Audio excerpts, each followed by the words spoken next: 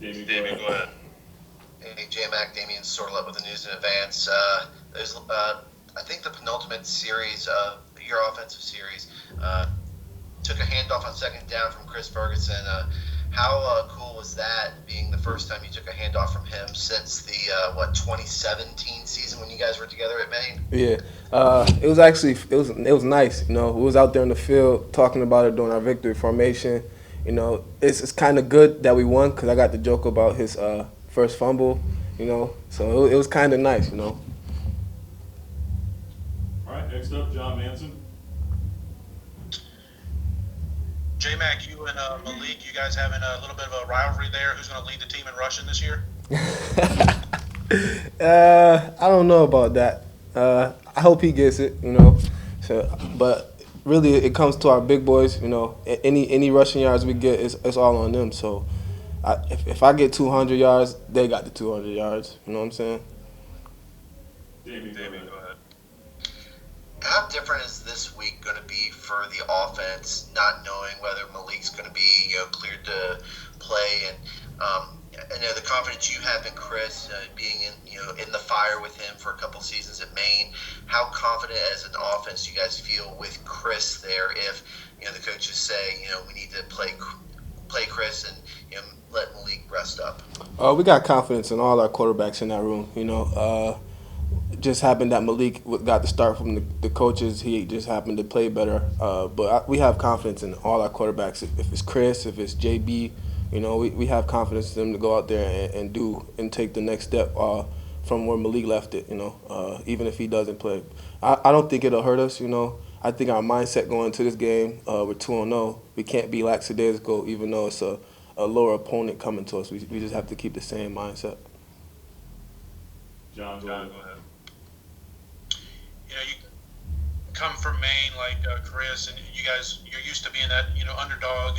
Coming from a smaller school like that and against an FBS opponent. How much do you guys have to guard against that, knowing that this is a team, North Alabama, that's coming in hoping to kind of make their season with getting an upset against you guys on Saturday? Like I said, we just have to. We can't get too ahead of ourselves.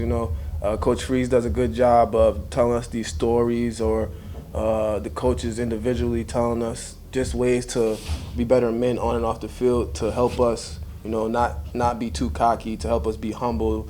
You know what I'm saying? Not get ahead of ourselves.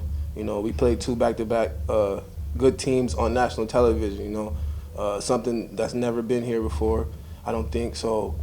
All that going around, we with the excitement, yes, we going to be happy. We're going to celebrate every win we get, but we got to throw that one in the trash. We 0-0. Every team is different. I don't care if it's FCS, FBS, Power 5, mid-level. We're going to treat them the same. Each week we're 0-0. You You guys been really strong in the run game this year, particularly up front and blocking. The offensive line has been a well-oiled machine. I mean, what's the chemistry, I guess, if you will, or what's led to that surge with the run game this year?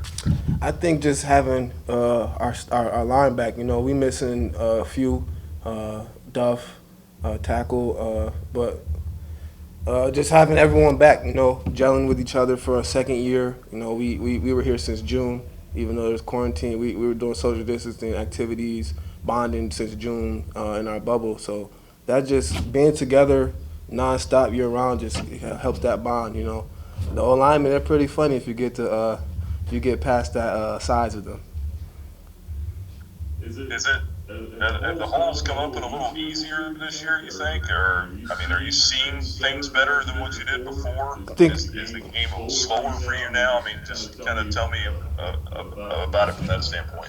I think the game is coming slower, but that has to do with the amount of knowledge I'm gaining. I'm steady learning the game more from Coach Bruce and Coach Greg, and the more they're giving me, the more I can put in my toolbox. So the more I know, I can slow it down in my head mentally. Oh, I've seen this in practice before. Oh, I've seen this in practice before.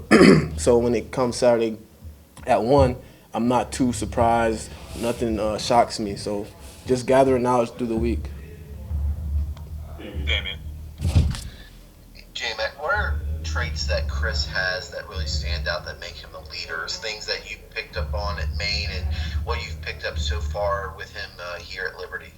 Uh, he's not afraid to fail a failure. You know, we all that's the only way you get better is to fail. You know, that's something. Humility is big as a leader. You know, you have to be able to take criticism. You have to be able to be the one getting yelled at. And if the guy's seeing you as the QB, the leader, being able to take all those things, then that goes a long way. But also, he's very vocal. You know, he's in practice. He's being vocal, trying to get us hype out there, create some energy. So those are a couple of things I've noticed from him.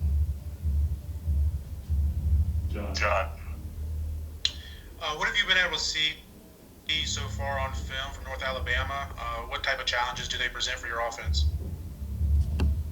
I think we're gonna have a good game running the ball. To be honest, I think so.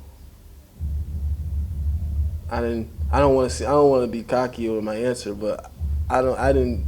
From what I saw, I didn't see really a lot of challenges. We just have to keep that mindset. That's 0-0. You guys have a chance to get to 3-0. How much momentum is the team playing with right now? But still trying to acknowledge that there's things to work on. We playing with a lot of momentum, you know.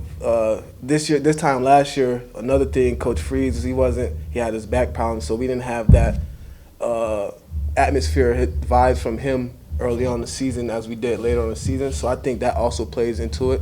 You know, we get to see him jumping on the sidelines with us, him getting hype in practice, dancing with us in meetings.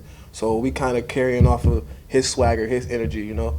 Last year we didn't really get to see the type of demeanor he would be until like the second half of the season. Now that we've been able to see that early on, you know, a little bit of spring ball to summer to now, we just picking up the swag and just keeping the mountain on fire. John, go ahead. Are you much of an NBA guy? Who you got in the finals? I'm a Celtics fan. I don't want no one to win now. Boston is 7. So you want LeBron to win? Yeah, big time.